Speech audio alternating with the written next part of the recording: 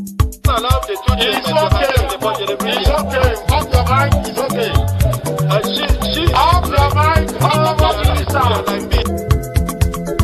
Chai! Now wow, people wey suppose talk truth to power don't off mic. And if we talk, now 500,000 they go summer us, call them hate speech. But fear not, my ego don't come. Ingo torchlight every corner, nooks and cranny of all these bad people where they spoil our country.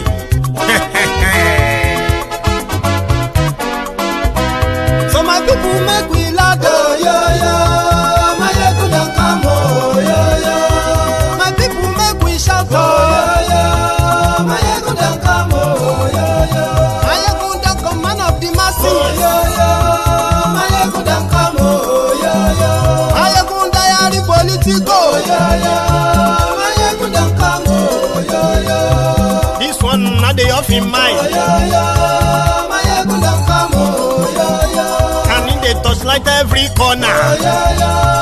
My ego don't come, oh yo yo. Okay, some people be they holla say they want the power. Chai, them be promise us say we go get light and power. Them hustle sote they can't get the power. But now they know they do anything with the power. Every day, dollar just they get the higher power over naira. Still them talk say make we off mind. But thank God say my ego don't come. So my people make you loud, oh yo yo. My ego don't come, oh yo yo. My people make we shout, oh yo yo. My ego don't come, oh yo yo. My ego don't come, man of the masses, oh yo yo. My ego don't come, oh yo yo. My ego diary politico, oh yo yo. My ego don't come, oh yo yo. This one not they off in mind, oh yo yo. My ego don't come, oh yo yo. Person where they do evil, no one make person talk. Them say that my yegun, that man too they talk. He too they talk. Say my yegun diary, he they hot like pepper. But every day then they take money in bulk. Poor man picking, they the street they hawk. Still them talk say make we no talk. But thank God say my yegun don't come. So my people make you loud, oh yo yo. My yegun don't come, oh yo yo.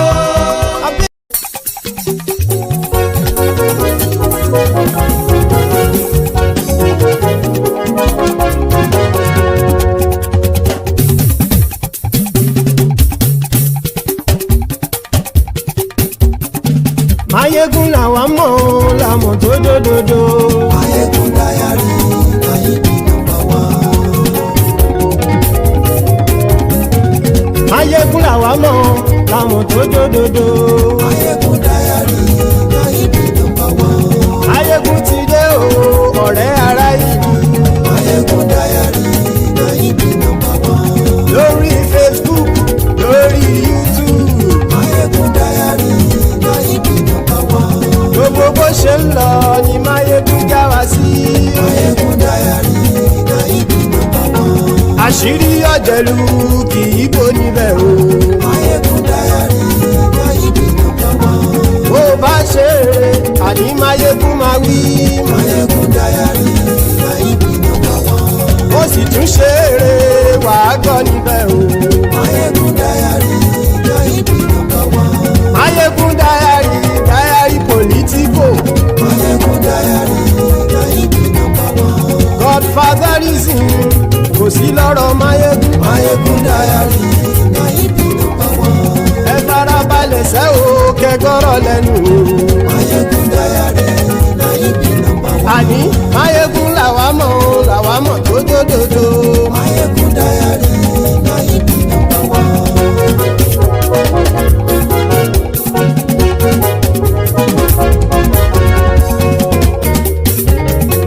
Àní ẹ̀sùn ràkì. Mayegun ti dé. Mayegun ti dé. Ọ̀jẹ̀lú ẹ̀sùn ràkì. Mayegun ti dé. Àní ẹ̀sùn ràkì. Mayegun ti dé. Lórí Facebook. Mayegun ti dé. Àní ẹ̀sùn ràkì. Mayegun ti dé. Lórí YouTube. Mayegun ti dé. Àní ẹ̀sùn ràkì. Mayegun ti dé. Bọ́ bàbá gbé wúrẹ́. Mayegun máa wí. Àní ẹ̀sùn ràkì. Mayegun ti dé.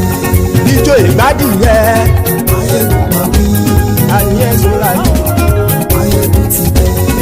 tó bá rúfin o. Máyégún máa wí. Àní ẹ̀ sọ́ra jù. Máyégún ti dé. Kíkó nìna kówó jẹ. Máyégún máa wí. Àní ẹ̀ sọ́ra jù. Máyégún ti dé. Ọlọ́pàá tí ń darí bá. Máyégún máa wí. Àní ẹ̀ sọ́ra jù. Máyégún ti dé. Aṣòfin tí ń rúfin o. Máyégún máa wí. Àní ẹ̀ sọ́ra jù. Máyégún ti dé. Òkúra olóṣèlú. Máyégún máa wí. Àní ẹ̀ sọ́ra jù. Máyégún ti dé. Hello there. So good morning to you. Good afternoon to you. And good evening to you from wherever you are joining us. It is Máyégún live. So thank you so much for joining me. Remember, after reading the caption of the broadcast, please read the description of the broadcast as well. Then like it, share it. Invite your friends, invite your not so friendly friends. Tell them that Máyégún today, Máyégún is live. Nearly 4 years ago, the criminal government, the murderous regime of Muhammadu Buhari, they committed an international crime that up to this moment, they have not been held responsible for that infraction. What was that crime? It was the moment they sold a lie to Kenyan authority so that they could help them kidnap Mazi Nnamdi Kanu. They did succeed in kidnapping him. And upon returning back to Nigeria, Nigeria court ruled that Nnamdi Kanu has no case to answer, simply because of the process of his extraordinary rendition. And that's a fancy word for being kidnapped by government. So the last time was when the trial, what they call the retrial, which is now being led being headed by Justice Omotosho, the man who for the first time seemed to have shown, or pretty much showing, that he intends to administer justice. It is a reality. However, it is just what we have. And what is that? Initially, when Nnamdi Kanu passed through the same legal system, Nigeria was shamefully disgraced because they made so much allegations. Some of them made up trumped up charges that couldn't really stand the test of time in their own courts. So they lost. And that was why it got to their Supreme Court, and their Supreme Court chickened out by returning back to the trial court. Now, at the trial court, where the same supposed made up evidence, nonsense like another that they made up as their defense, IPOB is a violent organization. IPOB is trying to, cause war in Nigeria and all those things. But they couldn't really link any of this. All of their made up nonsense in the media. They couldn't prove any of that in their courts. I mean, even if you, I keep saying this, even if you don't like him, there are many people that will tell you that they don't like Nnamdi Kanu for this reason, for that reason. It doesn't really matter. When it comes to justice, it should be blind, which simply means if you allege, then you have the onus of proof rather is to you. And this is why it's obvious that their charm trial is not because of any crime has been committed by Nnamdi Kanu. Rather, it is an effort to try to keep him in their detention, and hopefully the movement that he leads, the indigenous people of Biafra, IPOB, will fizzle out. But they are wrong. So back to their retrial. So the last time when Mazi Nnamdi Kanu was asked to speak upon the evidence upon which they said he signed, like These were his own statements. And then the evidence they extracted, most of them they claim to be from his broadcast, where they said he commanded people to do this and do that. However, Nnamdi Kanu said, yeah, I did sign that statement, but it was extracted from me under duress, meaning through torture and so many other things. So that judge came back and ruled that all the evidence presented by the three witnesses so far, they call them PW1, PW2, PW3, AAA, BBB, and CCC.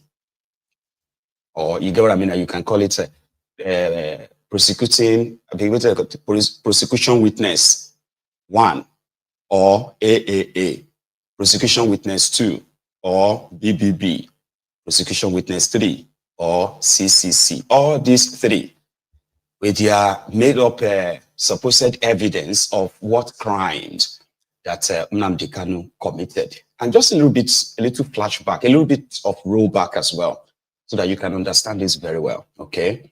So initially, right, they said Mazi Nnamdi Kanu, okay, used his platform to control and tell people what to do, especially during the EndSARS, where he told protesters that if they kill you, you need to face them and kill them too.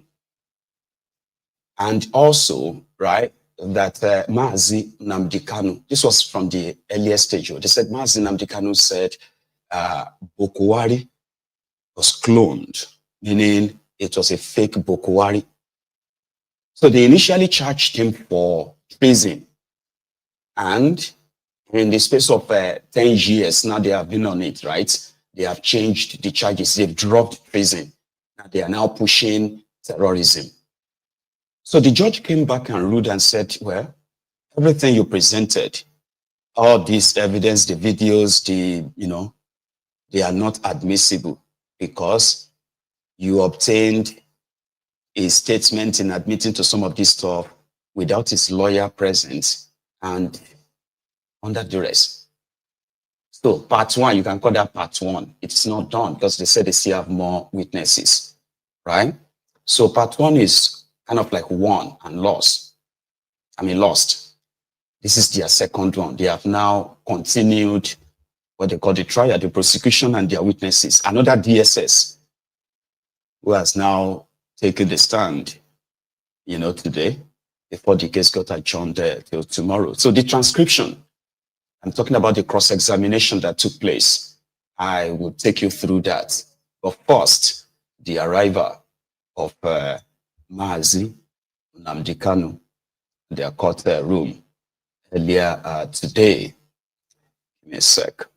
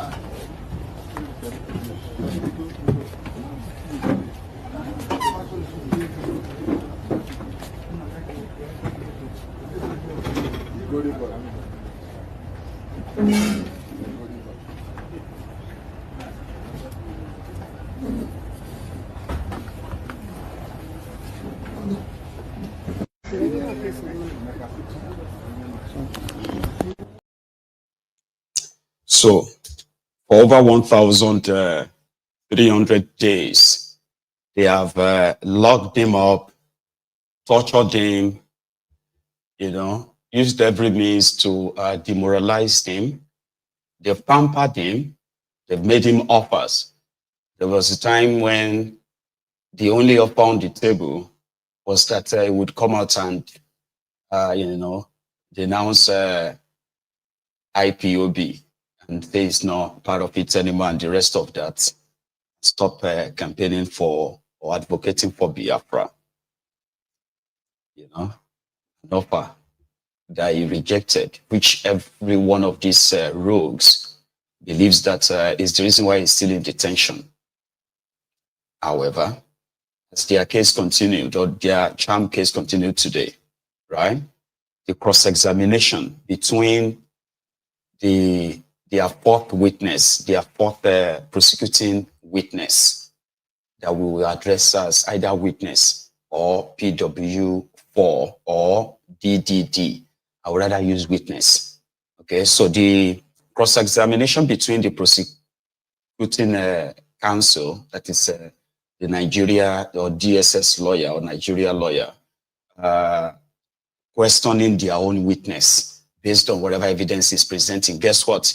It is still about this broadcast or that broadcast, so similar to the other nonsense they actually queued the last time that the judge said not admissible.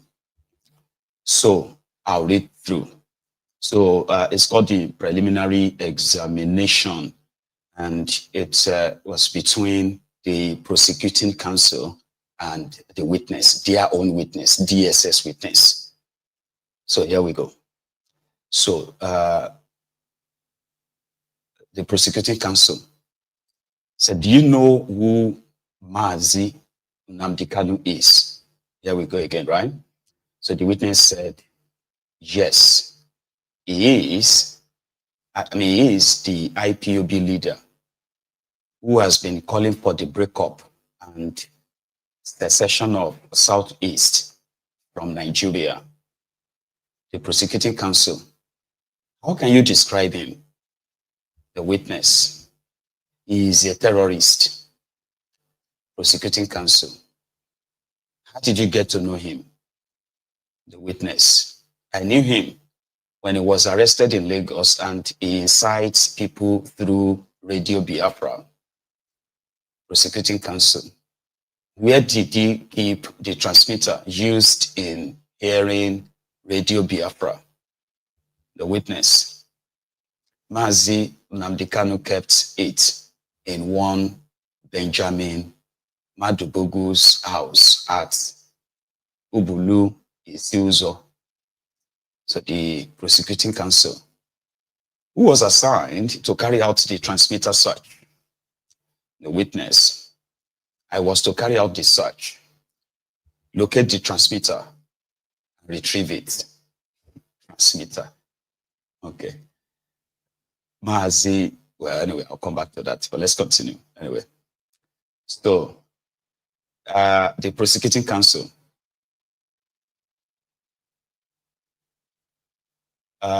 moved forward to the witness box and showed the masked witness the search warrant for the transmitter. So meaning, remember, their witnesses are masked. Okay, so their faces are not shown as well. So here, after showing the witness a copy of what is believed to be the search warrant for the transmitter, so the counsel asked, in whose name was the search warrant issued? So the witness said, in the presence of Madubogu at his house in Ubulu Uzo. I don't know that if I should pronounce it as one word. Now note, they said the presiding judge at this point raised his eyebrow on the live report and transcription of court proceedings, right? So remember, he's already frowned at that he wouldn't want the court proceeding or the transcription of the court proceeding to be published online. You get what I mean now, but it still has to be reported, isn't it? Anyway, so let's continue. I said the prosecution counsel now, I said, is what you are holding in your hand now the same video that was handed over to you for the transmitter investigation? The witness said, yes, it is. So they presented or tendered the video evidence, right, to the judge, and they marked it as exhibit. So the counsel continued. What were the content of materials found during the raid of Benjamin Madubugu's house? The witness said 2 pump actions was found in the container. Chimezie moved household stuff. I was asked to keep the container. Mazi Nnamdi Kanu and Chimezie came and inspected the container. Then the Prosecution Counsel. In your 25 years of work in the Southeast, how would you describe the atmosphere of the Southeast? The witness. Life has been made difficult due to IPOB activities, IPOB committing terrorist acts. The counsel. Are all members of IPOB ESN too? The witness. Yes. They enforce Mazi Nnamdi Kanu's instructions. They attack security agents, especially Hausa Fulani. So everyone in the courtroom laughed, reported. Now, the examination of the witness kind of like continued at this point. So the prosecution continued. How do you identify ESN? The witness. They move in large groups. ESN engages in more of guerrilla warfare. Mazi Nnamdi Kanu gives instructions through Radio Biafra, especially on Biafra Day, May 30th, for them to attack, especially government agencies. Our facility listened to all MNK Mazi Nnamdi Kanu's broadcasts. Do you see that lie? Yeah. So then the Prosecution Counsel said applies to play the broadcast of May 29th. So Mazi Nnamdi Kanu broadcast being played then as ended. Okay, so they said the prosecution decided to discontinue the first broadcast. Why? Right? So they reviewed. They said they reviewed Nnamdi Kanu's broadcast where he boldly said, "No business person, no mosque or churches should be touched." Do you get that now? They were trying to play a video where they claimed that IPOB members, they move in large groups, they attack people. So they are saying that the IPOB is the same as the ESN. So if you are an IPOB member, you are an ESN member. So a misrepresentation that is intentional. Do you understand? So they now want, they said Nnamdi Kanu always ordered them to attack people on May, remember, Biafra, so the Biafran Heroes Day, Remembrance Day. So they now pulled a video where they started playing the video. They heard where Nnamdi Kanu, a day before the Heroes Day, Nnamdi Kanu was telling everyone never to attack businesses. You know, I said, Nnamdi Kanu was saying that they shouldn't attack business person, no mosque or churches should be touched. Don't touch anybody, right? So they stopped the video. No, I don't think we can use this. It's sham trial. It's a persecution. It's not prosecution. It's persecution. So they quickly stopped it as, you know what? No, we can't use this one. So let's continue. So they stopped it abruptly. Now, their witness now gone back to the same thing that the other one said, the other three said, that they said is not tenable because they are all nonsense, cooked up jargons with no anything to back it, just trumped up. So he said, he narrated that Gulak was killed on Monday. You know something? Meanwhile, the 30th of May, 2021 was on a Sunday.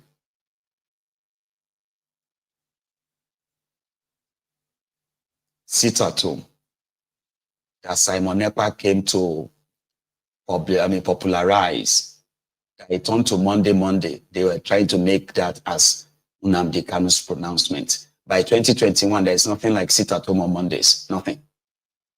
There's nothing like that. You know? But the effort is to keep linking it. So they said, because Nnamdi Kanu said people should sit at home, on the 30th of May. And Gulag was killed on that 30th of May. But guess what? Gulag was killed on Monday, the 31st of May, 2021. This is the same thing this is the evidence of how Nnamdi Kanu is what do you call a criminal for peacefully asking for a referendum for the people of the Eastern Nigeria. Let me show you something quickly, all right, before we continue, because they also mentioned a young man was also assassinated by the Ebubeagu criminals, the Southeast Governors militia group, that instead of going after the Fulani terrorists, they would rather go after the ESN, which is like the forest guard that Nnamdi Kanu put together to go after the Fulani terrorists.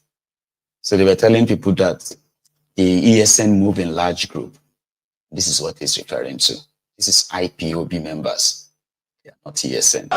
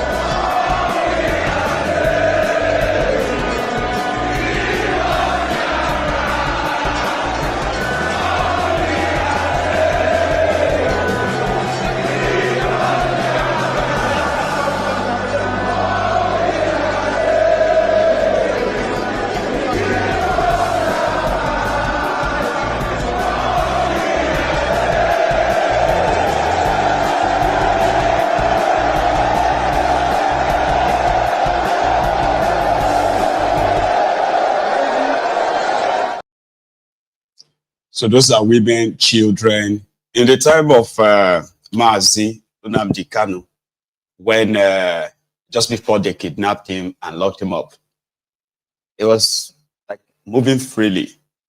He actually gave a lot of people, right, what you can call, the pride, right, to openly say they are Biafrans. Openly. That is why when you look at a lot of Mazi Nnamdi Kanu's videos, where he was in all those places that year, right? You could see even the supposed smaller other tribes within the Biafran, nation, right? You get to see that a lot of them, they felt seen. They felt seen, they felt heard, but the coordinated propaganda, the coordinated state-sponsored attack and all that on them, they even survive to this point. A lot of you may never understand.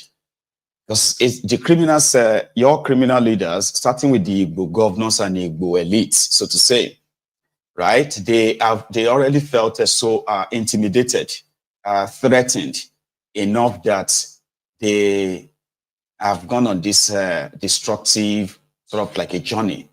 But unfortunately, it seems the idea of Biafra, right, is quite like, bigger, more massive than every individual that tries to advocate for it, in my own opinion.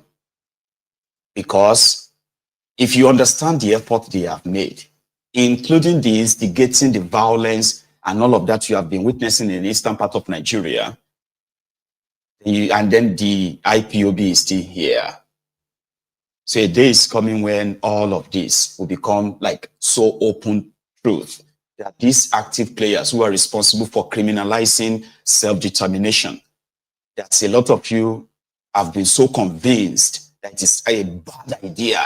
And in fact, what IPOB represents is against the interest of, the Igbos and all that. I'm talking to those of you who are anti-Nnamdi Kanu, who have bought all of the staged stuff you are witnessing today, even in their own courts. It is becoming so like pedestrian, like a joke, when your evidence, what you are relying upon, are just mere, I don't know. Let's continue their witness, all right? So the prosecution counsel then continued and said, is sit at home still ongoing?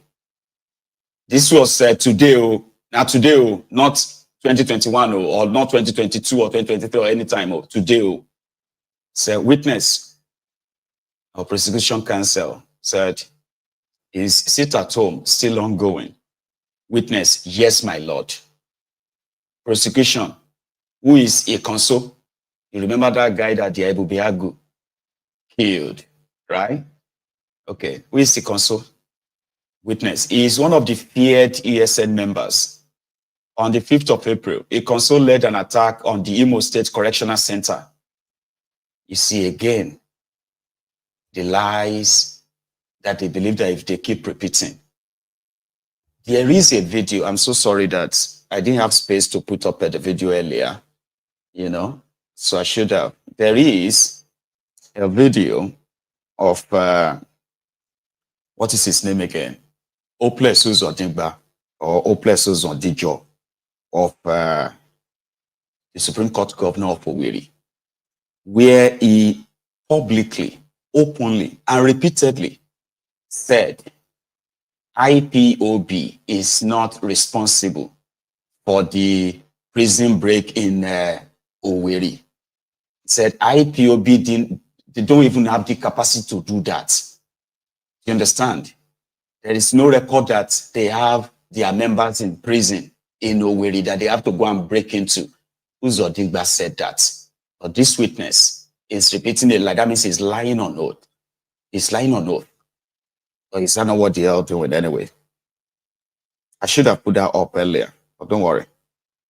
Share that with you. The case continued tomorrow so that I can put that up for you. However, the witness said, he led to Imo State Correctional Center.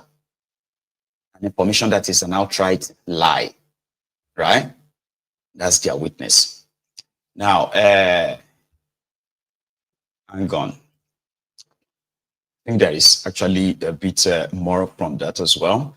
Before the court now adjourned. Okay, at that point, the court took a break, and that was an hour break until when they came back and they were supposed to continue the cross-examination and all that, but the case got adjourned till the 14th, 16th, and 18th, I believe. 16th, 18th, and 19th, meaning we will be continuing this from probably Tuesday, all right, or Monday. So I'll keep you all posted around the time. So they are locking him up based on these useless supposed witnesses and their evidence. And we all know the intention is not really to prosecute him. The intention is to keep him locked up and see if they can indeed break him. But that is meant to, it's waited to be seen. We'll see how that goes. So for a break, I'll be back in a minute. Oh, you do IPOB. Oh, Mary, oh, Nindizu. Oh, Nigeria. Abakare.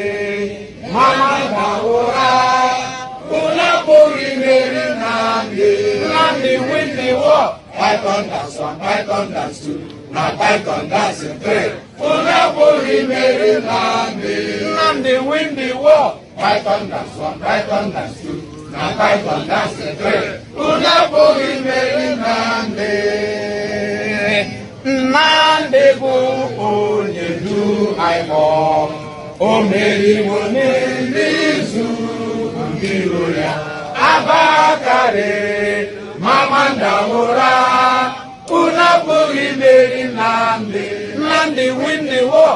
Python dance 1, Python dance 2, now Python dance 3.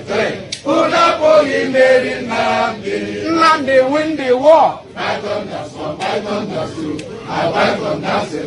Unaburi Mary Nnamdi win the war. Python dance 1, Python dance 2, now Python dance 3. Unaburi Mary Nnamdi win the war. Python dance 1, Python dance 2, now Python dance 3. Unaburi Mary Nnamdi win the war. Python dance 1, Python dance 2, now Python dance 3. Unaburi Mary Nnamdi. A quick one, just a bit of the rest of that transcription, right? Just a quick one. So here, so it was said that the prosecutor who had decided to discontinue the first broadcast, in the broadcast where Mazi Nnamdi Kanu were heard, he boldly said, no business person, mosque or church should be touched. So the second broadcast, right? Hang on. So the second broadcast, there is another broadcast. So said where they wanted to, another one they wanted to use to implicate him. And guess what? When he was playing, so he got to a place where Mazi Nnamdi Kanu actually cried on that his broadcast. So said, 1 second, said MNK cried, prayed for him. He's talking about a concern now and questioned why he was killed at home. So Mazi Nnamdi Kanu in that broadcast was quoted, is quoted to have said, Ikonso was not killed on a battlefield or shot out, but in his house while he was resting. Enugu State Governor chased by Fulanis, and it was never reported. We will mourn Ikonso as the Oba, right? So MNK now stated during the broadcast that Opuzo Digba approached Ikonso to manage Ebubeagu, and because he refused, he was killed at his home. Then the third broadcast, which is dated the 28th of April 2021, so they played that too. However, I said, according to Uzoma, which is Oyeyami's statement, right? A probable witness interrogated by the DSS and compelled to testify against the IPOB leader. He claimed that MNK directed him to kill 2,000 people, but he only killed 30. Then the prosecution, who has ended the reading of the witness, and the court has taken an hour break. This was when they said they should reconvene afterwards. So there's a guy they brought as well who agreed to be a prosecution witness. It's like saying, oh, I was working for Nnamdi Kanu. He told me to kill 2,000 people. So I'm going to come and witness and say, oh, I only killed 30. I'll show you where they are. So that's another witness of theirs. So at that point, the court decided to reconvene. And when it reconvened, right? So they said that the case should be or is adjourned till the 16th, 18th, and the 19th of June. So we shall continue from there, right? Thank you so much. And here is Mazi himself.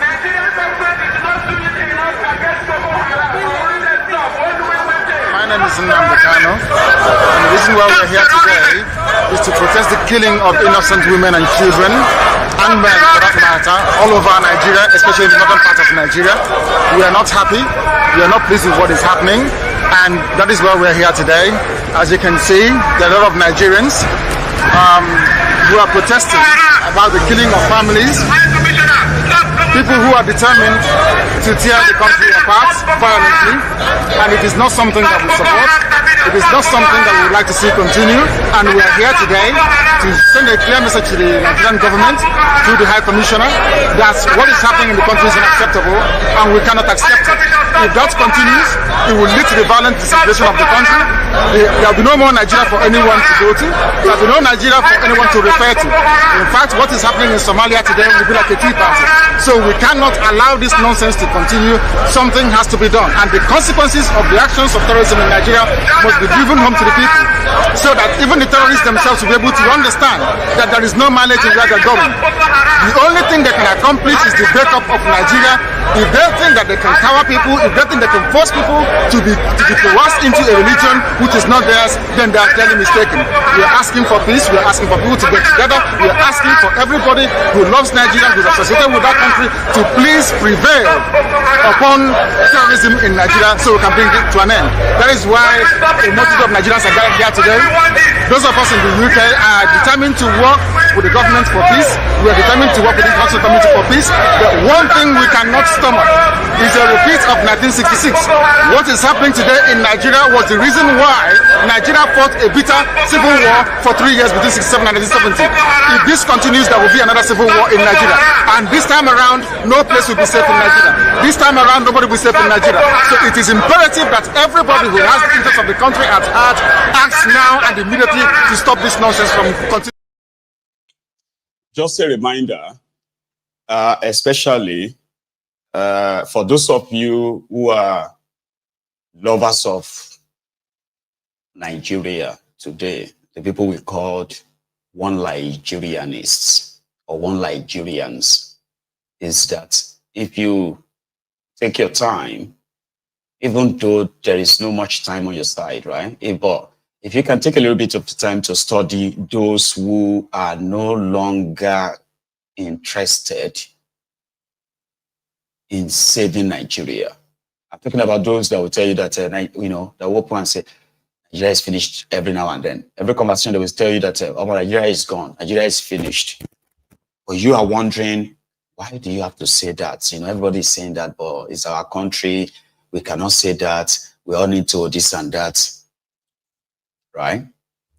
So I want you to study the majority of these people. They have all been, once upon a time, one Nigerianist. So there is a stretch that Nigeria will stretch you, right? And two things will happen. Eventually, it's either you go mad. Not like you're going to become like a rag-wearing, madman on the street, or you may actually become that when Nigeria really stretch you, go to your extreme, or you become a philosopher. People like us that will keep reminding everybody that you cannot be doing the same thing again and again and expect a different result. So don't think we are just narrow-minded people, right? That we don't want to try anything anymore. A lot of us have tried. Honestly, it is either those who have participated physically, got their fingers burnt, and they quickly just be like, no, no. So people have physically tried, and those who have actually virtually pushed for the awareness and all that, everybody will actually get to their own extreme limits at a point, and you become a philosopher like us. No hard feelings. Because even at that, as hopeless as the situation is, right, some of us still believe that there is still hope. And that is why our own line of preaching is, no matter what they told you about Nigeria, they told me too. Some of us actually have deep understanding of the place so much that every now and then we ask ourselves, but why? Why can't they do this? Why can't they do that? You get what I mean now? So, but we all know why they can't and they won't. Somehow, you get? Some of us also believe that the system has been sustained for so long enough that majority of the people, they have grown to see it as the norm. So making it difficult for those who are demanding for something different to do that, to do so with clarity. And what do I mean by that? Whenever we say Nigerians deserve better or deserves better, most of us saying this, we are mostly coming, and I'm talking about those of us who are like a deeply, like knowledgeable about what life should be like, simply because we have experienced it elsewhere. Sure, you get now. But the main question, or should I say the key point, some of us viewing it that way, that Nigeria should be like this. Why can't Nigeria be like that? And all of that. We are looking from our own privileged position, in my own view, right? Because if you look at the majority of the population, I'm talking about the sizable number of the population, right? They have no other word they know than this. Their parents were born into it, like mine and yours were born into it, and their own parents and the parent before them. So this is the world they know, the world of palliatives, the world of rolling out red carpets and calling musicians to come and celebrate 2-kilometer road, 4-kilometer road, or 50-meter bridge. That is the world they know. So if you are beginning to tell them that things should be done this way and that, you are actually speaking or talking to the world. So that too has made it very, very, very tough, right? To get the message home. So people like us have said, if you love Nigeria and you love Nigerians in this way, the best thing is to join the advocacy for the peaceful renegotiation of this contraption, or the peaceful breakup of the contraption, where everybody can go their separate ways. That's why we said break it up and save lives. So, but who is going to break it up to save lives? Well, two people can be responsible for that. Two groups can be responsible for that. The first group are those responsible for this ruin and destruction, benefiting from it, and somehow believes that they're untouchable, nobody can do anything. Or the victims themselves, who understands, what it feels, right, to have the shoe on the wrong foot, right, and what it's been to be a Nigerian under this system that these rogues have put together. So the first group won't do it. The second group is so disorganized and divided, but somehow there is that time that everyone believes it will, when, that's what some says, they said, when Nigerians are ready, they are going to leave all their differences behind. And they are going to meet at a point whereby they will first deal with the immediate problems and those responsible for it before going back to their several other differences. And that meeting point, the tipping point is what many philosophers or professors, I don't know, they have not been able to predict. But to some of us who have been monitoring the different developments in that place, political and otherwise, somehow we are putting our money on one thing, that the frustration in that place caused by the failed, corrupt APC, Egbekegbe at the national level, and their subordinate at the state level, the rogue mini emperors in the states, because they are all wallowing in that corrupt system, benefiting from it and all that. All right. So we then believe that now that group won't change anything. So those of you who are their victims, like I said, when you get to that tipping point at that last review, everyone else will align. And what is that? Yesterday was their democracy day, which is Demon Grace Day, so to say. you know, a day that was supposed to be a day of celebration of the 26 years, I think. Is it 26? Yeah, 26 or 27 years or so of democracy, 26 years of democracy in that contraption, uninterrupted. And the people's lives are now better off, you know, things are like, you know, something you can say, but there are still some shortcomings, though, but there are physical improvements in the lives of the people who have existed within this fraudulent system.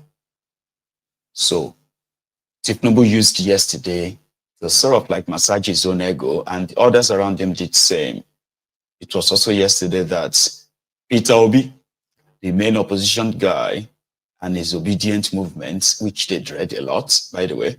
So he granted a press release, which somehow resonated with some of his supporters and even the Ronukus themselves, because a lot of them actually probably listened.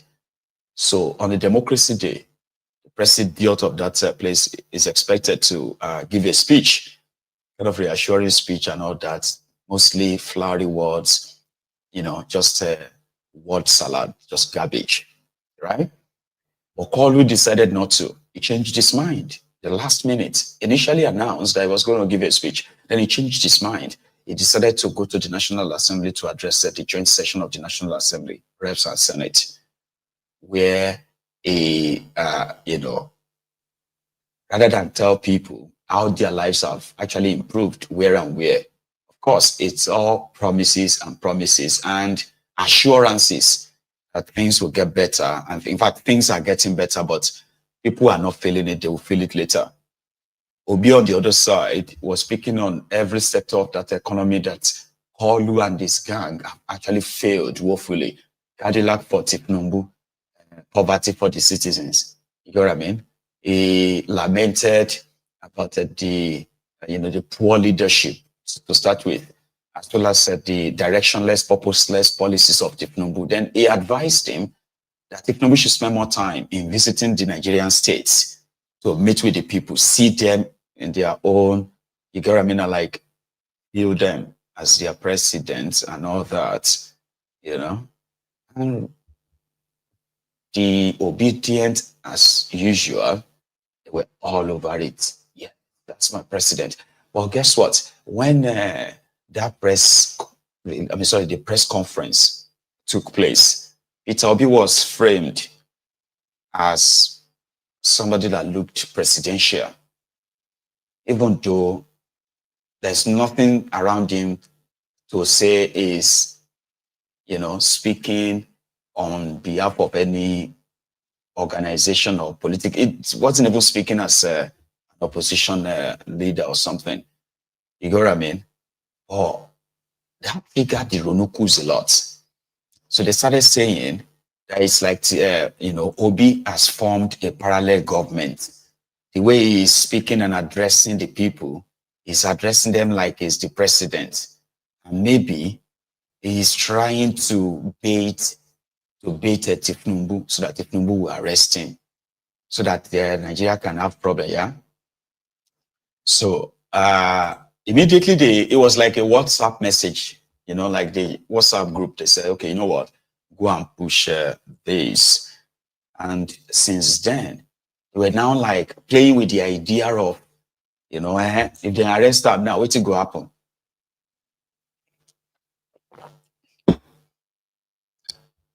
And of course, the obedient said, why don't you just do it? It's been like 2 years now. There are so many of you have been, you know, muting the idea of, you know, the arresting waiting go happen. And you know me, my Ogun's diary political on a personal level, right? I've said this and I will say it again, okay? The obedient, Peter Obi and this obedient movement with the millions of people that are following him and all that, right? If they possibly get their act right, you know, because you can't really run against Tinubu on obedient movement. It has to be a political party. Now, I'm not saying they probably would have enough resources to dislodge Tinubu, but that is not the end goal. The end goal should be, what would they do if they put their own, their own foot on ground, right? So, what would they do when Tinubu announced himself as the winner of 2027 charade? As many people are kind of like expecting, what would they do? That is the spark. So the idea of arresting him and all of that these guys are muting, is also a good thing. Because I don't understand, some of them are asking that, is Nigeria now North Korea, where Tinubu is Kim Jong-un? Kim Jong-un, that, Baba, there is no opposition, or watch what you say, or you go straight to jail. Like, what is really like, also you see, to people like us, the idea of what's going to happen if we do it, like nothing is going to happen, is part of the symptom of people who are power drunk. They want to test the limit of the supposed people, right? And maybe it's a good idea, The obedient are saying Tinubu will not be so daft or stupid, right, to lay his hand on Obi. And I'm like, why not? Let him try it. You just don't have a clue what these guys are capable of doing. And I would love to see that. So, until then, right, somebody like me can always, like, give you a bit of a push. So whatever will make Olu's DSS to even announce that they are inviting Obi could be the beginning of, okay, I don't want to be the prophet of doom to these guys, but it could be the moment of the unraveling truth that a lot of you have been hiding from. And it will include that point where all gloss will be off. So you can now, when people can give you your madness for your madness, where you can't really intimidate them into, gaslight them, blackmail them, and the rest. They look like, give you your madness for madness. At that point, especially those who are like the Ronukus, at that point, maybe it will be ideal to begin to tell Tinubu to use the last few months or maybe 1 year, the earlier the better, to use whatever time he has right now to begin to activate, the renegotiation towards the breakup of this contraption. Now, you know what I mean? So, because a lot of you will discover that as much as you are pushing your tribal bigoted rhetorics around for political mileage and all that, if these guys get their hearts together and your tribal, ethnic, religious, and the rest of other cards that you've been playing and accusing other people of playing would have come to an end. You know what I mean? And the last time when you made a declaration to say the Igbos should go back to their region, it will probably be around, it will be the time for you to mean it. The last time you didn't mean it, this time you will mean it. So me, I want to see when the implosion is going to, it's building up right now. I want to see how it's going to end. Because at the end of the day, everybody will stop lying to themselves. We all know, starting with Tinubu himself, nobody likes Nigeria. Nobody is a Nigerian. Everybody is looking for an opportunity to also grab wherever they can grab. And as usual, right, to take care of yourselves and your own loved ones, not even your people. So the cycle is going to end somehow because it is unsustainable. Likes of Tinubu and co, they know that it's unsustainable. So if they have anything left that they can possibly pull, I'm talking to you, the Ronukus, right now. It will be that idea of everybody to go their separate ways. Not that Tinubu will be ruling Nigeria till 2031, because that may never happen. Because this is not about the power he has to declare himself. I'm saying this to some of you right now. And I think that is why, you know, on Mayegun's Diary Political, my kind of analysis, the trajectory I'm going to take my message to, especially for you, the obedient, is to get yourselves prepared for post-charade. That is the most important one. The last time, Peter Obi said he had to follow the law, and what have you, because it would have been worse if he allowed you to stand and reject that fraudulent 2023 charade rather than just lament and complain on social media. But this time around, even you, the obedient, are already saying, you rig, you die. Rig and Rose. When you go to the polling unit, the first thing is you identify those who are your obedient or fellow obedient. Then you identify those ones who are the Ronukus. Once they start moving mad, you yourself, you begin to sanction, begin to charge your own madness too. Activate everybody around you. Let them know that it's about to go down. And when it's about to go down means when they want you to run away, you get what I mean? They can meet you aura for aura. A big long way. Aura for aura. Or, you know, Asian for Asian. This is part of it. And to the Ronukus, this is a threat. How dare you try to tell us that you are going to fight back? We are the one that is always violent. We are the one that controls that. So you mean if we come to shoot you that you can't vote or anything now, you're going to fight us back? Listen, come and see, these obedient people want to cause war in Nigeria. They said that they are going to, I've seen a lot, I'm just saying. So don't let anybody gaslight you. Don't let anybody gaslight you. Indeed, though, because it is the post-charade, the real deal. You get? So it's going to be interesting. A lot of people have been putting different permutations together, like this one versus that one. I don't care. My own be say, when you all agree that this APC, you are done with them, it is not just going to be, we are done, because they have all it takes. They have all the, all the clouds, right, to keep the power, including if they have to kill few of you, because killing you is not, it won't be the first time. I'm talking about mass killing, a country that celebrates the killing of our own people in a way that life has become almost nothing, meaningless in Nigeria, courtesy of this APA, People's Congress, the Al-Qaeda People's Congress, APC. So, I don't really care,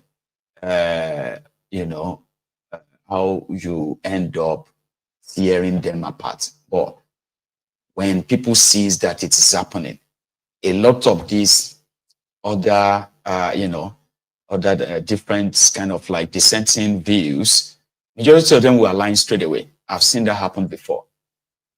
I want to see it this time. Whether they decide to arrest Obi before then, or they even ban him, because they said Peter Obi is inciting people against Kolu or criticizing Kolu. It is better they talk to people that knows him to talk to him. So you can't criticize Kolu, or you become a treasonable felon. Have you seen? Meanwhile, another thing I want to share with you, right? I want you to watch this clip and tell me what you notice. I'm coming back home.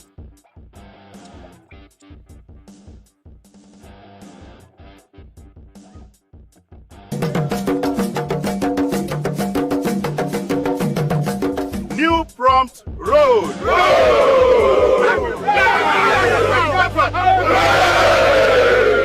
Manage this prompt road, I beg. I beg. God have mercy upon us.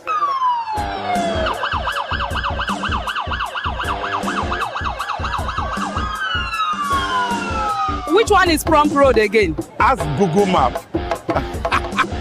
I don't see this prompt road on Google Map. Maybe you should check Google Map.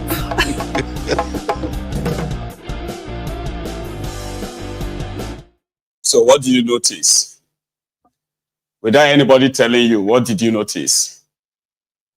Okay. It is an AI-generated video. Everything in that video is not real. You got what I mean now? Like the goat, the car, the road. It is a bit of the caricature of 30-kilometer road that Tinubu commissioned. You get? And that's AI. That is the level it has gotten to now. And we don't know where it is going to be in 2026. So with this APC, once their hand touches this AI, or maybe they are already cooking, you see all those farms, they told you that Tinubu has been cultivating since November 2023. The farm that nobody sees, they said they have 1,000 acre of farm in Jigawa. They have this one in this place and all that. Tinubu commissioned.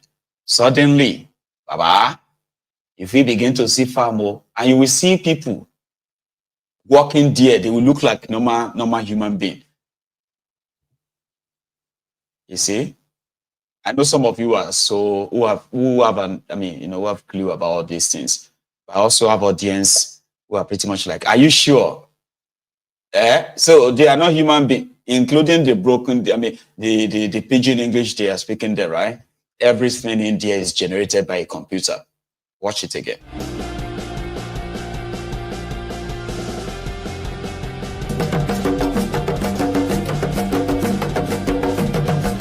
New prompt road.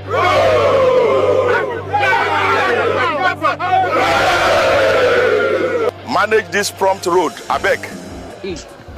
I beg. God have mercy upon us.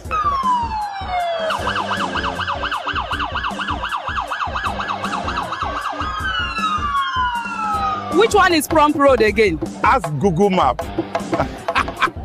I don't see this prompt road on Google Map. Maybe you should check Google Map.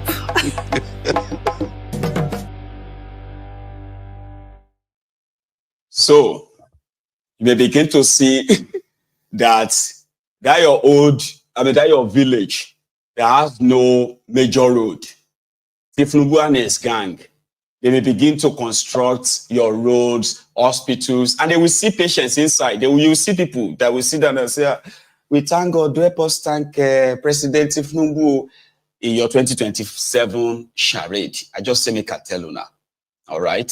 Even though they don't really need that much, because they won't want to disgrace themselves, but who cares? When they have all these, our aunties, our mommy, daddies, and what have you on WhatsApp, they say, forward this to people. Go and tell them, look at East-West Road. Look at Kano Maradi Rail, completed. Look at Kaduna Abuja Railway, Dualai, Everybody will be like, So they are doing all this work, and some people are still criticizing him. Well, see, Nigerians, they are ungrateful people. You may suddenly see that your Kainji dam has been modernized. Even Port Harcourt refinery, everything, you may say, they will be loading this in there. You will see channels television, Arise Television, Grant asking questions, interview, and say, yeah. You will see CNN cover. You know, go see them for CNN, or you see videos made with CNN. They could say, CNN approved. I don't know what it's going to be like. Meanwhile, you don't need all of that to get some people on the road. All right. Yesterday, children were invited to come and march in front of Tinubu for Democracy Day. Guess what? Each child was given a piece of cloth It's an identification, a piece of cloth like that, like a napkin, right? So, and that was their own identification card to be paid 10,000 naira. Everything and everyone is buyable under Tinubu, and he strongly believe that everyone is buyable. You know, to them, even this Mayegun, they can come and give him money too. No, I don't think I have that much value, so don't let me overrate myself. Me no get that kind of value, but you get what I mean now. If you come and say, F £100 and F £200, because it's not as if to say they're actually giving any real money to their supporters. Because they won't give them any reasonable money. No, it's never to empower them. It's just to keep them perpetually in bondage. So how much do you think they gave these ones who are victims of Fulani terrorism? In Benue State, where is Director Scott? Call him out. Director Scott, see your people.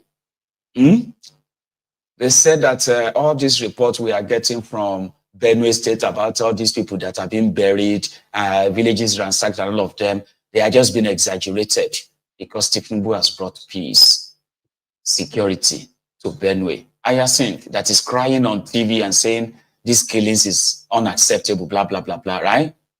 They said they are doing their best, so everybody go back to their houses. We will not to cry for them. So how much do you think they mobilize these ones for? We agreed on this ground that the administration of President Bola Ahmed Tinubu and that of Governor Hassan Yomen Aliyah has impacted on their lives positively. Thus, they have been endorsed to continue. They understand the complicated issues of insecurity across the nation. It's not peculiar with Benue. Not like we are calling for condonement, but we are saying that while the governor is doing his best, the citizens of Benue, the good citizens, should unite and disregard any divisive tendencies of politicians, because security should be the concern of all, and no one should weaponize insecurity anywhere. That will amount or be tantamount to playing with the lives of the people. As such, the governor is putting in his best, and the citizens have recognized that their various support security was occasionally heightened by agent provocateurs, by mischief makers in order to score cheap political points. And all of this is founded or rooted in the politics of 2027. But what they don't know or hardly know is that given the performance of Reverend Father Hassan Yomen Aliyah, put him to run with anybody, he will win 1,000 times over and over again. The Benue people who voted the governor in are willing and prepared to do even more, because the governor has even won more converts to his side through his performance. Thank you so much, members of the Paul Estate of the REM.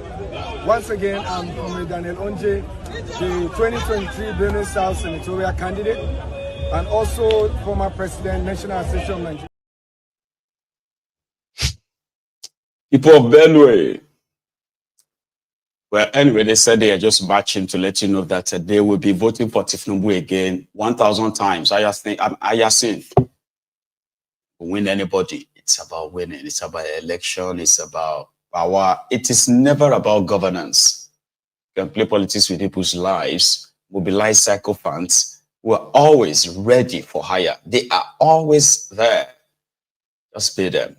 Be out here just now. You know? It's sad. So, to you, the obedient, there's a message I left out. You know, I have called you the Akama because you have the number. I don't know what anybody can say to you that will stop you from participating in their charade. PDP is done for. Don't let anybody tell you otherwise. So the only way that Nigeria can avoid any possible rogodinho, like any possible wahala, is for them to make sure that Peter Obi is not on the ballot. in 2027. I'm saying this now because I don't see your 2027 and the way your 2023 ended. I have the right to be wrong. And I don't know how you see it. If his name is approved as a presidential candidate, even if he is the only candidate of that whatever party, there is a tendency that the wahala mashele, it is not going to end the way of the last time. So like I said, I do not have any means to dissuade you. I have my way. I will say, don't participate in any of their charade until you are sure that you have been able to force their hands to burn that fake constitution in public, enact a national, conference where a new people's constitution will be put in place, where power will be purely defined and indeed, shared among the regions, the type of government you want and the type of election you want. Without all of that in place, participating is just to have the participation trophy. So in order not to end it as a participation trophy, I want you to watch this video. No matter what anybody gaslights you off today, whatever name you are calling Tinubu or anything you are calling Nigeria, no matter what you are saying about Nigeria, about Tinubu, about all these guys, don't let anybody gaslight you that that is not how to do politics. So don't let anybody tell you that in politics, you have to be smart because you don't know what you are going to benefit tomorrow, blah, blah, blah, blah, blah. Or you have to respect elderly people. Or you have to respect the office of president. Don't let anybody gaslight you. Here was when they were all so loud and vocal during the time of Goodluck Ebele Lantern. I don't think any known supporter of Peter Obi or anyone in your obedience has done this yet. Jonathan, you will not sleep well. Those who are supporting you will not sleep well. When you wake up in the morning, you will be migraine. In the evening, you will be bellyache. If you don't leave quickly, what happened to Abacha will happen to you. If you don't leave quickly, what happened to Yaradua will happen to you. Jonathan, you will not sleep well. Those who are supporting you will not sleep well. When you wake up in the morning, you will be migraine. In the evening, you will be bellyache. If you don't leave quickly, what happened to Abacha will happen to you. If you don't leave quickly, what happened to Yaradua will happen to you. I was in the open. They carried this coffin. You haven't carried the Tinubu's coffin yet, have you? Don't worry yourself. Do it anytime you feel like. You will still carry Tinubu's coffin when Tinubu reach 2027. Don't let anybody gaslight you. Tinubu is not representing Yoruba people. We have the foolish Ronukus in Yoruba land. Most of them, the Ronukus you see online, they are not in Nigeria. The Nigeria Ronukus, majority of them, they are dying of hunger. True story, real life story. That is why those of them who are living abroad, when you see what they push only is tribal, ethnic, divisive rhetorics. And whenever those ones in Nigeria manages to drop a comment that they are hungry, they need support, they will quickly delete them or block them. So you can't see much of that. They will be telling them that, why are you complaining in the open?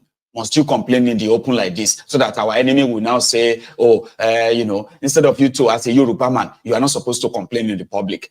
They are Ronukus in Nigeria. They are struggling to even load their phone or subscribe to their phone to participate in all these online banters. Seriously, they are that wretched. And those of them who manages to get a little data and all that, or those ones they are sending 20,000 naira to load their phone every month to help them push all these divisive narratives, you will see that they are controlled. There will be a time they will just be like disappeared. Then there'll be a time they will all be everywhere. They will just pay them. So nobody is doing anything for Tinubu for free. It is either you are benefiting now or they have promised that, don't worry, if you work hard, you're also going to benefit. So those ones living abroad, pushing narrative, divisive rhetorics and all of them, right? They may want to gaslight you. You understand that now? If any of them comes to you and say, don't you have home training? Are you not a Yoruba man? Just tell them that. And immediately they go change up for you too, you know. Immediately you don't be nice to them because their intention is not nice. They are evil. Yorubas are facing hell in Tinubunomic right now. They don't care. They don't. So whatever their purpose is, it doesn't matter. They did so worse. People who swore and did all of that openly are now calling you a fascist simply because you are not agreeing for them. They're asking you to respect elders, the confessor, and the rest of them. Here you get. Do you understand what these guys did? This one, who, in his age, called a press conference and called the wife of a president Shippopotamus. Everything they condemned a Berejolantan for, they have done worse. Today, they are now philosophers, gaslighting people. Oh,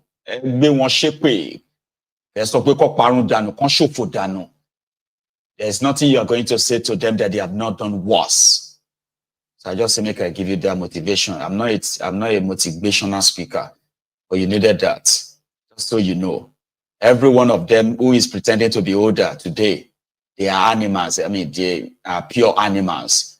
So don't let anybody gaslight you. Whether you are 18 or 20, we are talking about your future. We are talking about your life. These miserable cunts and all these guys, they are, you know, miserable, of course. So everyone shakpe at the old ones, at the young ones, at the ones in the diaspora, at the ones living in the shithole.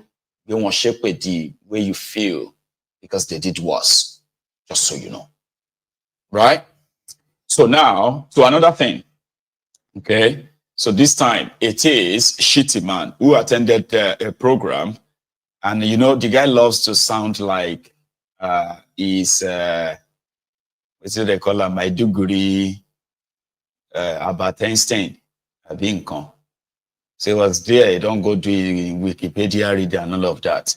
He's now doing Aspire to Perspire at a meeting. Nigerians are going through it. I can see what they, I see you. I see you. I hear you.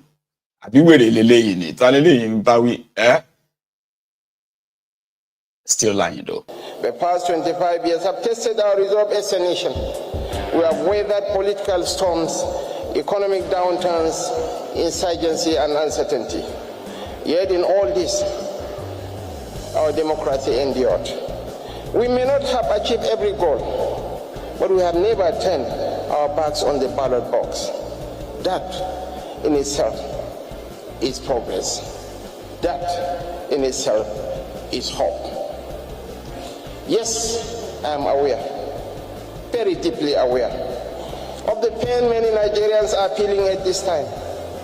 The cost of living is high.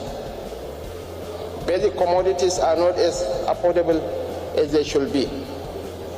Salaries stretch thinner than ever. Families are struggling to meet their daily needs. Let me say this from the bottom of my heart. I hear you. I see you. I feel what you feel.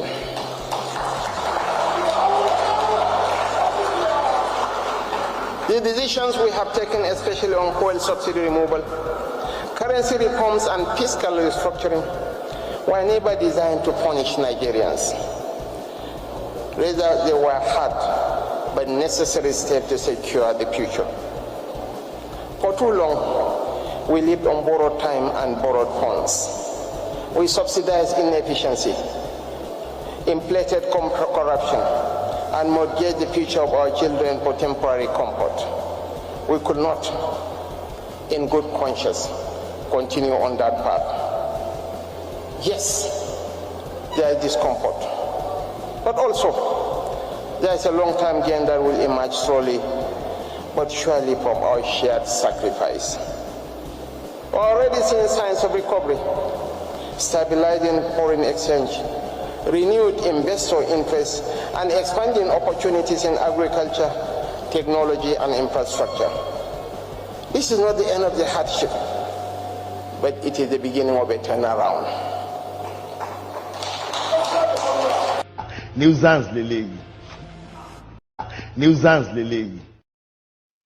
So that is Shitty Man.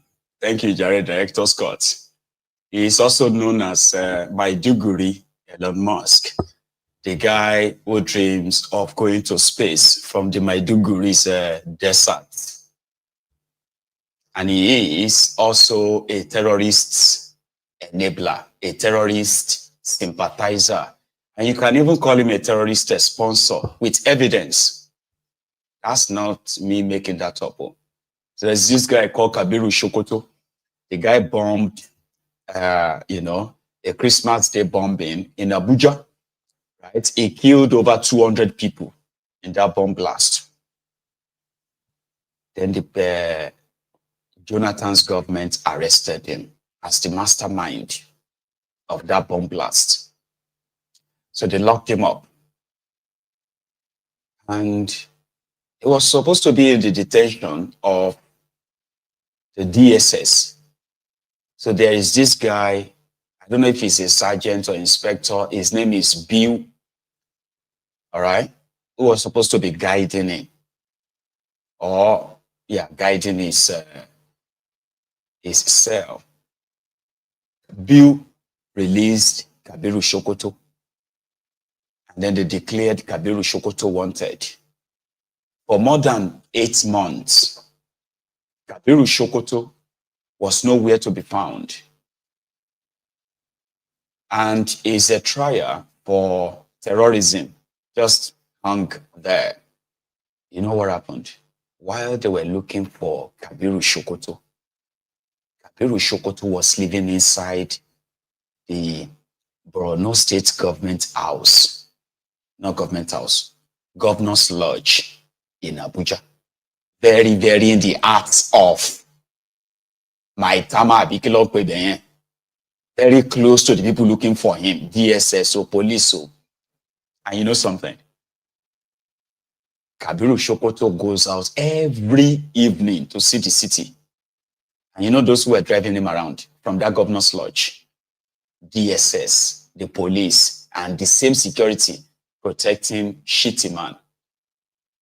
I didn't make that up. The guy came out and he confessed the day he was finally rearrested, Kabiru Shokoto. And Kabiru Shokoto, who has been in their detention, when they arrested him today, Kabiru Shokoto married extra one wife in prison. And he's already given birth to about 3 babies in the last 6 years or so. I don't know where he is right now, but while he was in detention, he was living well, you know. Now, Shitty Man, the guy behind all of that today, is your vice president that is now talking about, restructuring my put. I see you. I peel you. I give me with insult. Yeah? You need to see the characters of these guys beyond all those flashy glamour, flowery speeches and all that nonsense. These are a bunch of criminals that are supposed to be in prison who have organized and committed serious crimes against Nigeria and Nigerians. But rather than them being in prison, they are being rewarded. That is what is wrong with that contraption. There's no way you can try to want to beautify it, normalize it. It will never be nice. So you're looking for why Nigeria is where Nigeria is, that is it. The children that they used in their power pursuit game, the Chibok girls You know the story as well. This guy, he was the governor of Borno State that same period when Kabiru Shokoto and his gang were bombing everywhere, you know, ravaging communities, kidnapping women, children, killing people at, you know. He was in bed with them. Evidently, he was in bed with them. They told him that a security report says Boko Haram were planning to strike Borno State to kidnap school children. Like specifically said, they were coming to kidnap school children. Shittiman wrote back to Wiriwike that no, they can't cancel the WAEC for that time, or they can't move all of them because logistics to move all of them to Maiduguri to go and sit for the examination, they didn't have it. And in that short period of time, so they have provided alternative security for these children. As she it was preparing them for those who are coming to take them. They took the children. The news broke. School children kidnapped. 200 and 300 school children kidnapped in Borno State. Within an hour, they went back to the news again. No, they have found them. They have found them. Everything worked the way they wanted it to work. Today, he is the vice president of Nigeria. And the Chibok girls. And Chibok, how is life in Chibok? The recent I heard of Chibok was 2 days ago when Aisha Yesufu took Peter Obi to where they call the Chibok school, the same school where those children were kidnapped 9 years ago. No, 11 years ago now. 11 years or 12 now. 11 years ago. They said the school has been so run down, right? That the children who are even sitting to study computer education or computer science have no single computer. So Aisha Yesufu facilitated that. And that's when I was like, oh, Chibok. Wow, Chibok. Right. Said there was a need and they needed, please, two desktop. You needed a computer in the school in Chibok, the government school in Chibok, 2 desktop. And at that moment, he said to me, I was like, oh, please, could you ask Mr. Tinubu and His Excellency that if you could use two computers, it's something that is needed. So I said, immediately I got the message where I did was to now forward on that 1st of May. I forwarded the message to Mr. Tinubu himself. After forwarding the message, we had a meeting, I think that was on the 1st or 2nd. So I knew, of course, we wouldn't see the message, because a lot of messages do come in. And so on the first one, we had that meeting, I sat with him and I go, I sent you something that had to do with a particular school where they needed a computer.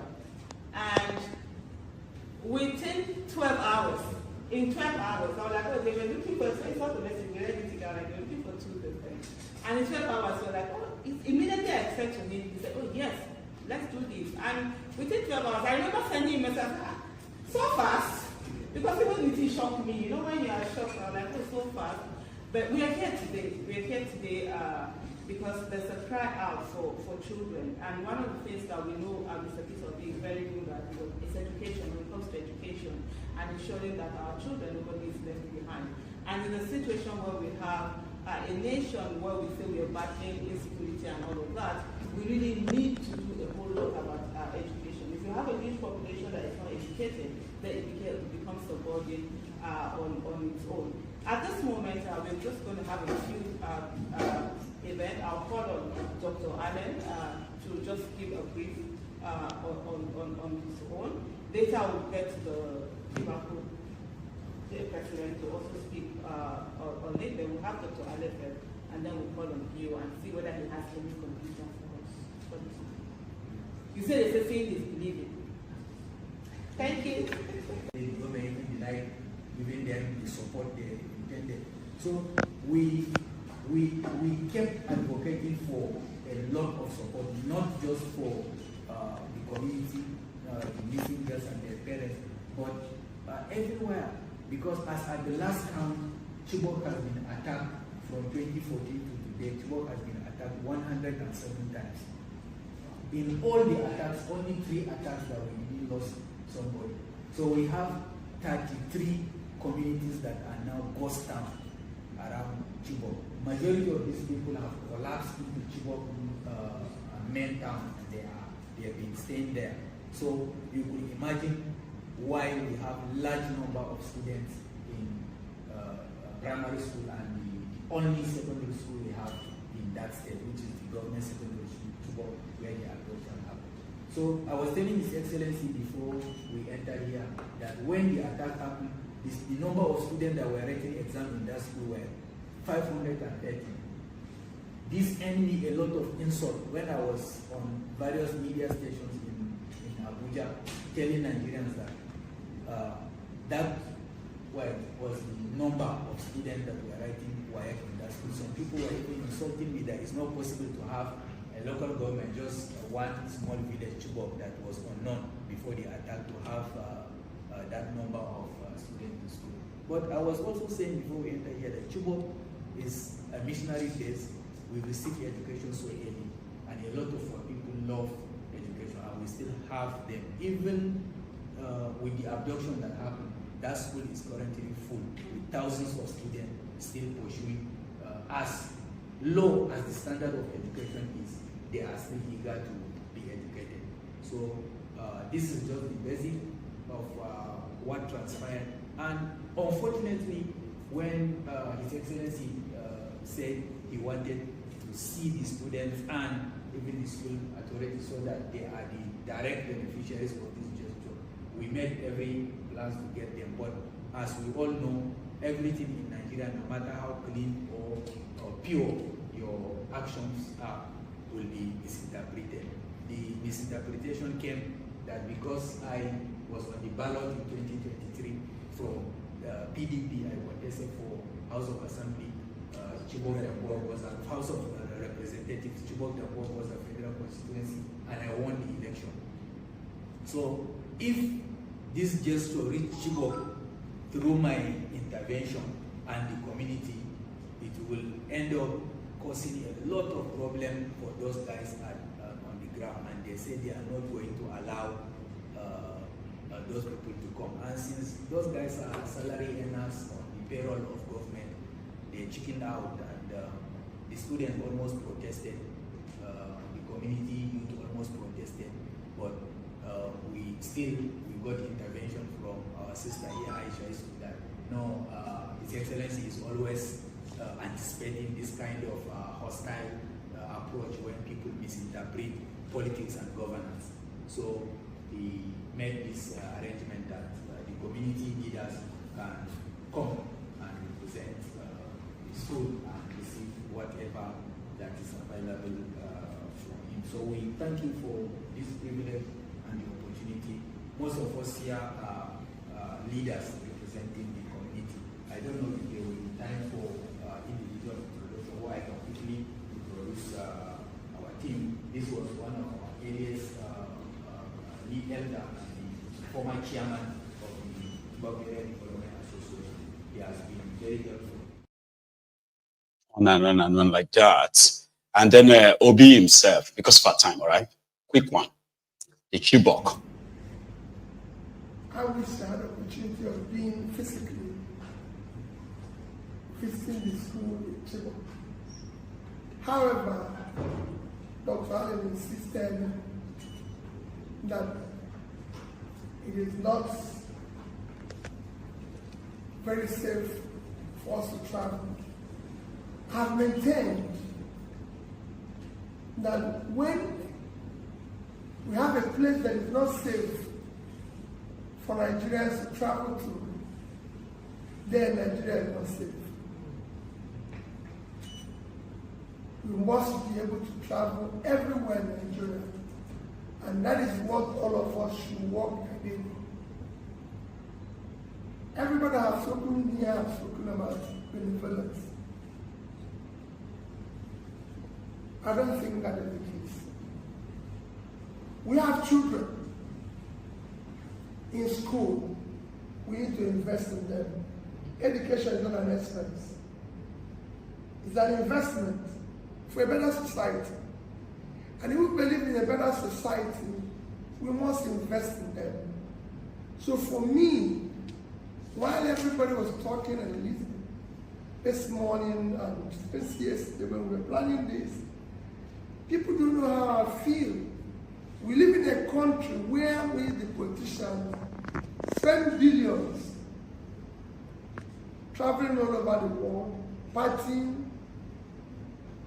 renovating houses with billions. We've just finished renovating a conference center with 39 billion naira.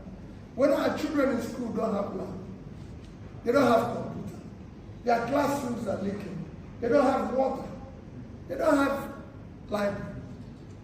Which society is this?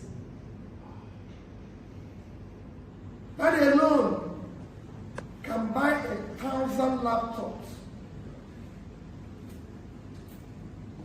And if we give it to the school on average of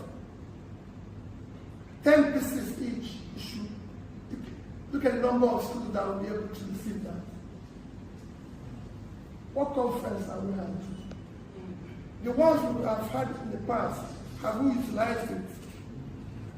So it's time to prioritize what is critical in our development. Which number one is education? It's time to prioritize the health of the people. Prioritize pulling people out of poverty. Prioritize their safety. I can travel there. We've already bought tickets. Told that I shall bought tickets to go there. Once he said it, I said, okay, this airline goes there. And I bought the ticket and everything. Forwarded it, I'm ready to go. And they said, you can't go there. But we're here celebrating our feast when our children don't have anything in school. I thank you for the opportunity. Aisha did tell me, like she said, they are looking for 2 desks, computers. And I said, Aisha, that's the school. They need a minimum of 10 and they should have a laptop that is easier for them to just use it, fold it and keep it safe somewhere. A laptop will be listening. And Aisha said, okay, I can bring 2. But I said, Aisha, we'll do 10. And for what people have said now, they actually need far more than 10. Because when I was in government and we did it, we used an average of 1 laptop to 10 or 20 students. And the doctor said about 3,000. So they actually need at least 100. But let's start with this. We have 10 laptops, 3 printers. Additionally, I've spoken to doctor. We're going to be making a contribution of 2 million naira to provide solar facility in the computer lab facility. We're going to provide another 2 million naira to see if we can provide some equipment in the science lab. But they have chemistry,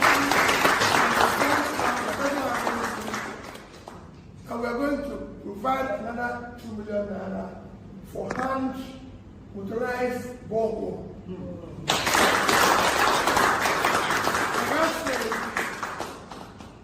We're not making donations, we're investing in the future of our children. That is critical.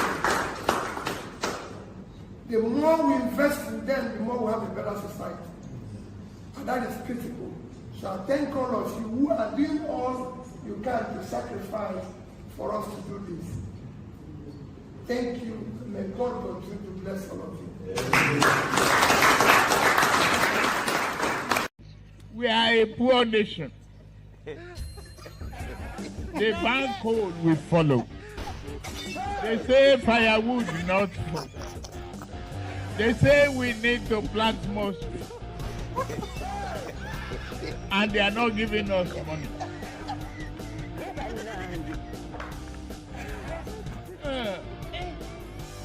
We need to open our eyes, shine it, and tell the West, if you don't guarantee our finances and work with us to stop this, we are not going to comply with your climate change. They're doing.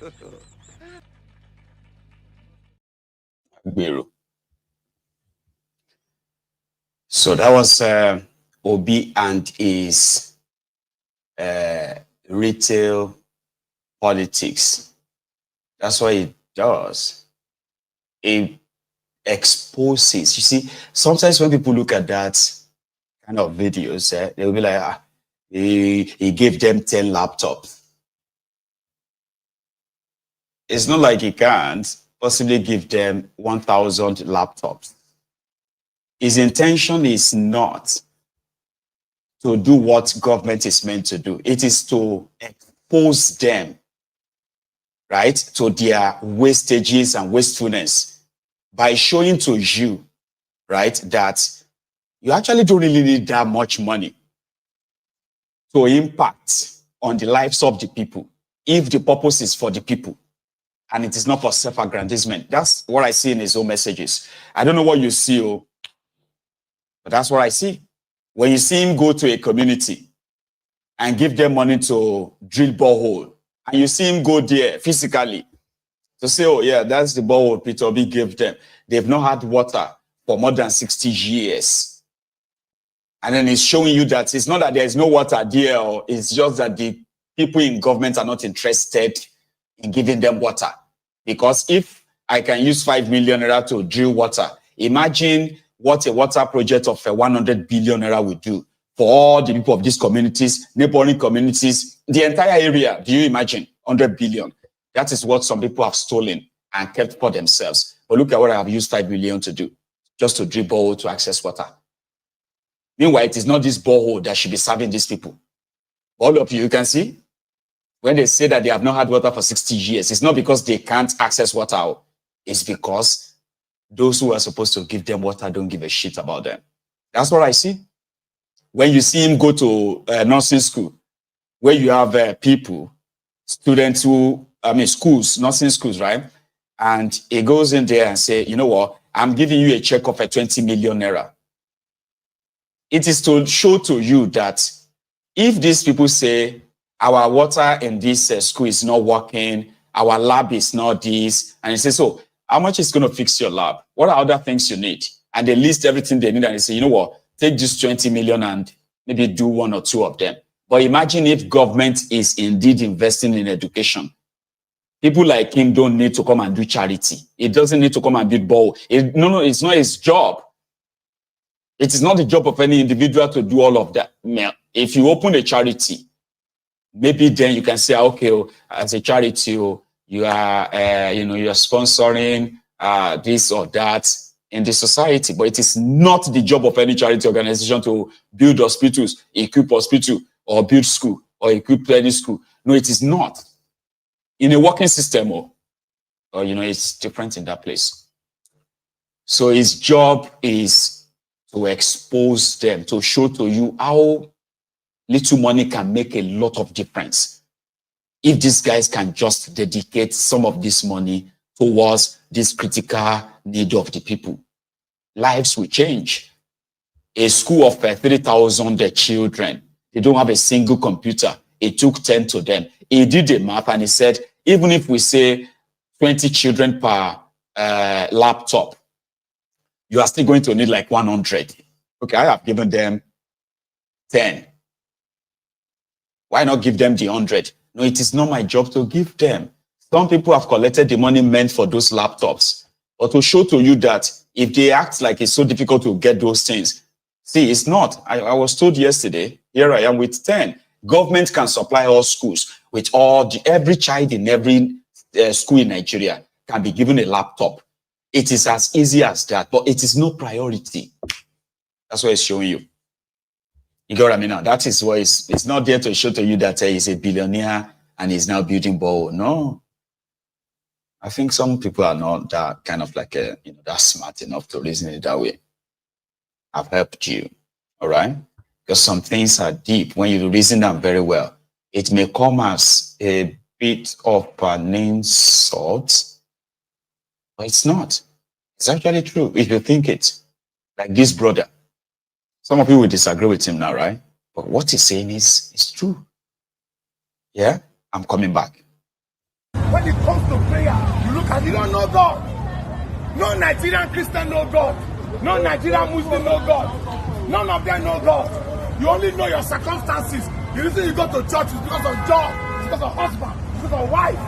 You're not going to church because you know God. Let me quote your useless scripture. He says, John chapter 4, verse 24. He said, the hour cometh when the true worshiper will worship the Father in spirit and in truth, not in location. You will tell me you want to go to the house of God. You are going to number 10, house of God. Number 5, your own house. What will happen in the house of God? I will happen in the house of. So it's kind of right. If you come to think of it, all right, you realize that those who are asking Nigerians to give them their money, they are promising you something. They say, give us 10% of your money, okay? Because God demanded it, and he will then reward you. Guess what? When you listen to people who give this money to these pastorpreneurs and all that, right? They will tell you, since I have been giving them my 10%, my business has been growing, my life, everything. People are, man, I've built 2 houses. If you know me before, I'm not. Nobody should force you. Nobody is forced to give anybody. I'm just telling you that my life has changed because they are doing so. Some of them even believe that the more they give, the more blessings they are going to get in return. And there are some of these pastorpreneurs, these pulpit bandits, that will also tell you that, the reason why things are tight for you is because you're not paying your tithe. And in that sense, majority of you who claim to be Christians or Muslims, I'm not saying all of you, because there are those who really, really do this for spiritual, you get, just spiritual awakening or spiritual discovery, religion to them. Or Nigerians, Baba Ologun must struggle ni. Some will tell you that, oh mommy, I know they go to any church again, Jare. I just deceive person. They tell me, say, they do miracle. Give me miracle to what? What's your miracle? You're looking for a child. You go to them. They promise you're going to get a child. You just need to work for God. You need to support God's work. And you start giving them your money. Because you are expecting something back. It's not for free. I'm not giving my own life to. I'm not giving my life to Jesus for free. Nigerians, yeah. It was like there was a time.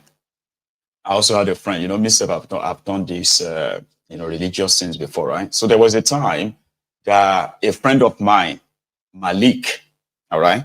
So a friend of mine walked back and told us that he's now a born again. He's given his life to Christ and all that.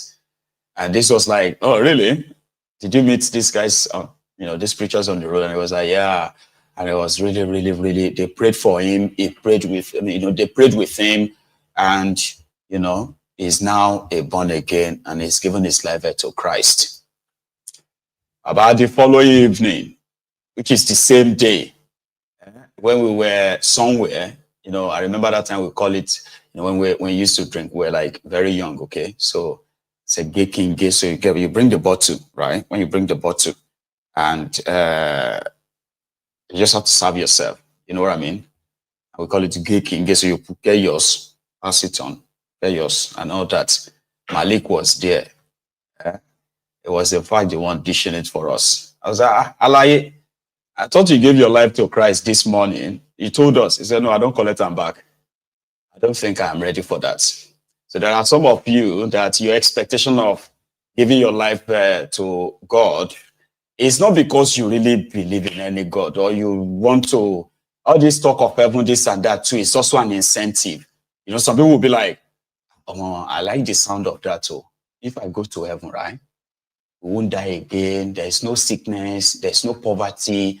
Women, everybody is clean and all of that. So everybody don't fantasize and say, okay, all I need to do is just give my life, Abby. So I'll get something back. So he's right, but there are people who actually really, really, really love spirituality. And, I saw that video earlier and I was like, I'm going to share that with you. Right. Everyone believes that PDP is done for. It's just a matter of time.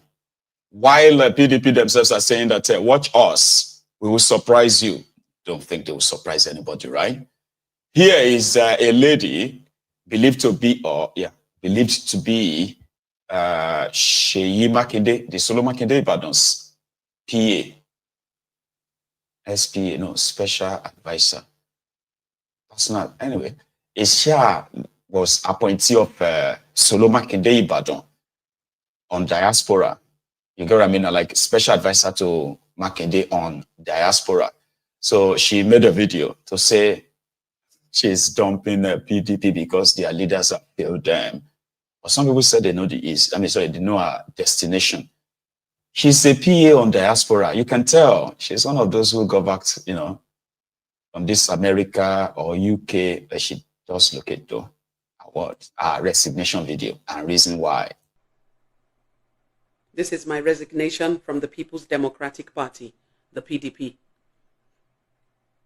With deep reflection and a grateful heart, I, Bolanle Amina Sarumi, politically known as Basa, hereby tender my resignation from the People's Democratic Party, effective today, June 12, 2025. First and foremost, I must extend my heartfelt appreciation to my beloved Ward Chairman, Ward 5, Alhaji Ramon, along with the various ward executives and leaders within the PDP in the state for their encouragement and support throughout my 6-year journey in the party. Most especially, I send love and gratitude to the 12 incredible women leaders in Ibadan North Local Government. They consistently stood by me and showed unwavering support to me as a fellow woman in politics. Your strength and solidarity will never be forgotten. Also, I must thank His Excellency, the Governor of Oyo State, for making me a senior special advisor on diaspora matters for 2 years before I resigned to Aspire. Thanks for the opportunity. I enjoyed being your diaspora officer. I am glad we were able to impact lives. We were able to repatriate successfully over 400 girls all over Nigeria who were trafficked abroad. We were able to bring back a young indigene of Oyo State, a young man who was mentally ill in Turkey. He was missing for over 1 year during his master's program. We brought him back home and he became well and is doing fantastically well now in Oyo State. However, I can't forget the First Lady. Thank you, Engineer Olufunke, for all the love you showed me. Thanks to all the government officials in the governor's cabinet who believed in me, stood by me, past cabinet members and recent ones who believed in me. Although I part ways with the PDP today, both in Oyo State and nationally, I will always remain your Basa, any day, any time. However, I must speak truthfully and without bitterness about the state of the party. Since 2023, our great party has been injured, wounded by a few privileged leaders who were elevated by the PDP and given platforms to serve the Nigerian people. Sadly, they turned their backs on the very foundation that lifted them, showing little concern for thousands of us who have toiled, invested, and want to aspire to grow on that same party. Their selfishness has caused us tremendous losses across the country. Senatorial seats, House of Representatives seats, and more. This blow was not mine alone to bear. It was a shared pain felt by millions of PDP faithfuls across Nigeria and in the diaspora. Many may not talk, but they are definitely not happy with what you, these leaders, did to the party. So that's our own goodbye message. There will be more. So a lot of people are saying, and you obviously should know where she is headed. APC. So we have to look out for her. You get what I mean? Look out for her. When you begin to read about the players aspiring to further your shege in that contraption, talking about shege. Somewhere in, I think it's somewhere in Anambra. Is it Anambra or... I keep mixing them together, but it doesn't matter, right? These passengers have had enough of being extorted, like of being robbed by the supposed transport workers in that region who have been using the different kinds of means, right, to exploit them, charging them more than what they should normally be charged, and they have no one to cry to. So I think a while started in one of such trips where these passengers were hearing their own frustration and contraption. Oh, shit. I mean, all kind of like spread. I say on the people, they are criminals. They are wicked people. If you are a copper and you are coming to this place, be wise. Be very wise. Because they are going to wreck you. They will wreck you when you go 1,500. They will collect you 6,500. They are wicked people. They are animals. They are greedy. They are wicked. People that have children. Old men that have children. Old men that have children. Very wicked people. Criminals. Greedy people. You don't do that. You don't do that too. Last time you respect it, I respect you. Where God is coming from? Where God is coming from?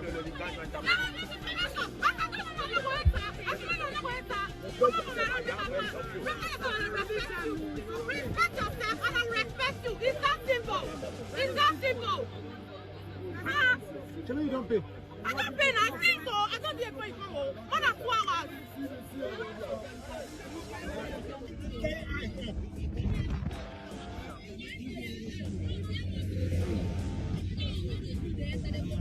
They don't go find another water. People again. They don't go find people when they come to us.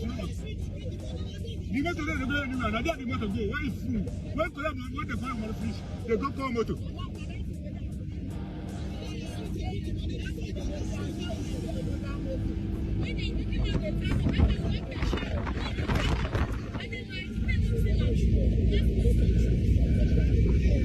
You don't want to ask this one 8,000. And then what make me else come up? Look at me like this. You know what will come up? And if I talk to them, they will tire of stepping ahead. Yeah. Me, I know anybody needs everybody, when they want to come, as we come now, now when you do fish, we go around, if I go out, the ball free. I know they, and I know they have anybody. Where would they go now? I go show you, I go find the fly down my place, my bridge. Don't take a time in that number. If you talk too for there, they go, they keep beating you. If you talk, no. If you can't talk around, they go tell you there. Nobody go talk. That's what you do.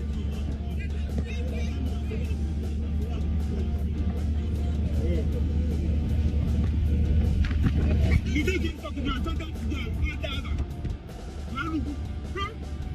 everyone will die too fast. Even though you won't pay for it, we'll tell you 2,000. Everywhere. So they were, they were going to Enugu. It was from Onitsha to Enugu, right? So they said the trip that used to be 1,600 naira was initially moved to like 3,500. Then from there, it's now like 6,000 something, So they were sending messages to youth corpers that calculate and well, if they send you to this area, this is what you are going to have to face. I don't understand. If you have to stay in Oka, you stay in Oka. If you have to stay, in Onitsha, rather, you have to stay in Onitsha. If you have to stay in Enugu, you stay in Enugu. But transporting between or shuttling between both right now for any copper, ordinarily, anytime as well is not advisable. So thank you so much, everyone. YouTube is still doing what they are doing. That is why majority of our people didn't receive the notification that Mayegu is live, all right? Or hey, you that are here, please remember, share the broadcast, like it as well. And I will see you some other time. Good night.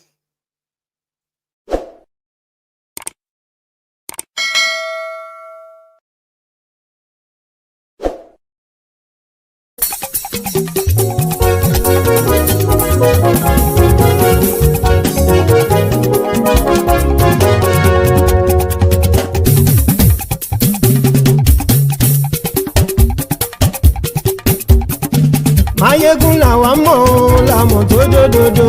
Mayegun diary, na him be number one. Mayegun làwa mọ̀ làwọn tó dòdòdò.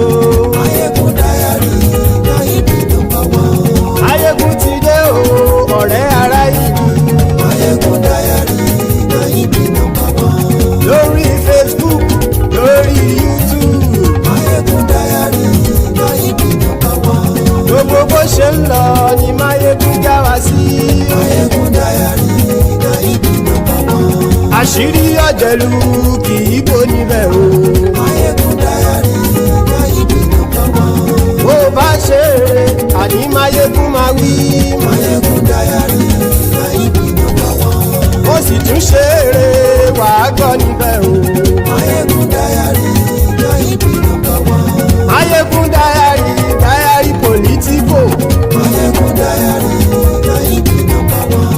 Godfatherism kò sí lọ́rọ̀ Mayegun. Mayegun diary, na him be number one. Ẹ farabalẹ̀ sẹ́ o kẹgọ́rọ̀ lẹ́nu o. Mayegun diary, na him be number one. Àní Mayegun làwa mọ̀ o làwa mọ̀ tó dòdòdò. Mayegun diary, na him be number one.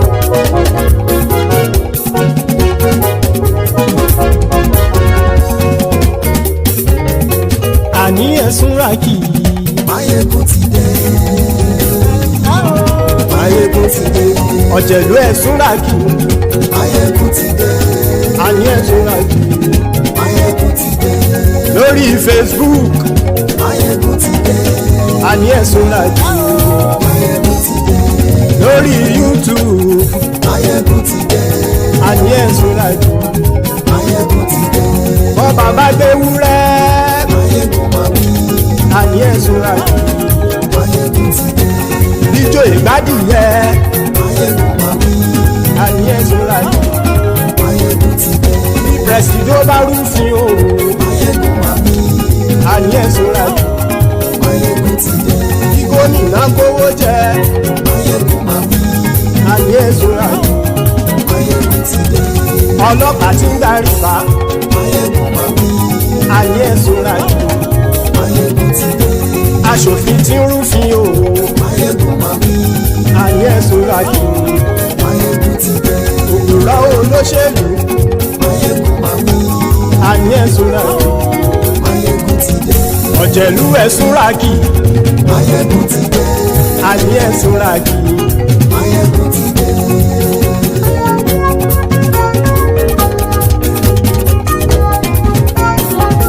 Mayegun ti dé. Gbogbo ọ̀jẹ̀lú ẹ̀sùn ràkì. Mayegun ti dé. Gbogbo ọ̀jẹ̀lú ẹ̀sùn ràkì. Ṣùgbọ́n ní bá ti ṣe èyí tó yẹ kí wọ́n ṣe, ọmọ bá dèrò ní fi wọ́n níran o. Mayegun ti dé. Gbogbo ọ̀jẹ̀lú ẹ̀sùn ràkì. Mayegun ti dé. Gbogbo ọ̀jẹ̀lú ẹ̀sùn ràkì. Ṣùgbọ́n ní bá ti ṣe èyí tó yẹ kí wọ́n ṣe, ọmọ bá dèrò ní fi wọ́n níran. Wọ́n fowó bẹ́ẹ̀ o, Mayegun ó sọ pé wọ́n ò bẹ́ẹ̀. Wọ́n fowó bẹ́ẹ̀, Mayegun ó sọ pé wọ́n ò bẹ́ẹ̀. Oníkan ṣáàtì ṣe èyí tó yẹ kí wọ́n ṣe, fáwọn ará ìlú tó gbé wọn débẹ̀ o. Mayegun ti dé. Gbogbo ọ̀jẹ̀lú ẹ̀sùn ràkì. Mayegun ti dé. Gbogbo ọ̀jẹ̀lú ẹ̀sùn ràkì. Ṣùgbọ́n ní bá ti ṣe yìí tó yẹ kí wọ́n ṣe, ọmọ bá dẹ́rọ̀ ò ní fi wọ́n níran. Kì máa yí ṣe eré, ọ̀rọ̀ yìí kì í ṣe fẹ̀. Kì máa yí ṣe eré, ọ̀rọ̀ yìí kì í ṣe fẹ̀. Ẹni bá ti lè lẹ́bọ̀ lẹ́rù o, ọmọ bá dèrò kàṣàyè tú wọn síta. Mayegun ti dé. Gbogbo ọ̀jẹ̀lú ẹ̀sùn ràkì. Mayegun ti dé. Gbogbo ọ̀jẹ̀lú ẹ̀sùn ràkì. Ṣùgbọ́n ní má ti ṣe yìí tó yẹ kí wọ́n ṣe ọmọ bá dẹ́rọ̀ ò ní fi wọ́n níran. tẹnitẹni ọmọ máyégún ọ̀rẹ́ ara ìlú mọ̀mọ́ ni mo fọlọ́hún sọ ẹ̀ bá kìlẹ́bù lóòótọ́ olódodo ìlú ọ̀tá ìlú mọ̀mọ́ ni ìwọ ṣá máa ń ṣọ́ra kò sì mọ́ bẹ̀rù bọ́tà ń lè rí bóníṣègùn lé káwọn mọ̀mọ́ fi ṣera wọn ni ó ti dẹrùn tí wọn ò gbọ́dọ̀ sì mọ́ bẹ̀. èèpo ọ̀bọ̀lọmọ bá dérò tàjẹ́ ò gbọ́dọ̀ jẹ́ ó ti dọba lórí àbínú ẹni kò sì mọ́ bùyà àìsíwọ́lu ní ẹnìkẹ́ ìgbódì ẹyin lábàrá o ó kó ẹni tó bá dán o àkàmù máyé ègún ti dé gbogbo ọ̀jẹ̀lú ẹ̀ tún ra kì máyé ègún ti dé gbogbo ọ̀jẹ̀lú ẹ̀ tún ra kì o ẹni bá ti ṣe yìí tó yẹ kí wọ́n ṣe ọmọ bá dèrò òní fi wọ́n níran o. máyé ègún ti dé gbogbo ọ̀jẹ̀lú ẹ̀ súnra kì máyé ègún ti dé gbogbo ọ̀jẹ̀lú ẹ̀ súnra kì ṣùgbọ́n ní bá ti ṣe yìí tó yẹ kí wọ́n ṣe ọmọ bá dẹ́rọ̀ ò ní fi wọ́n níran.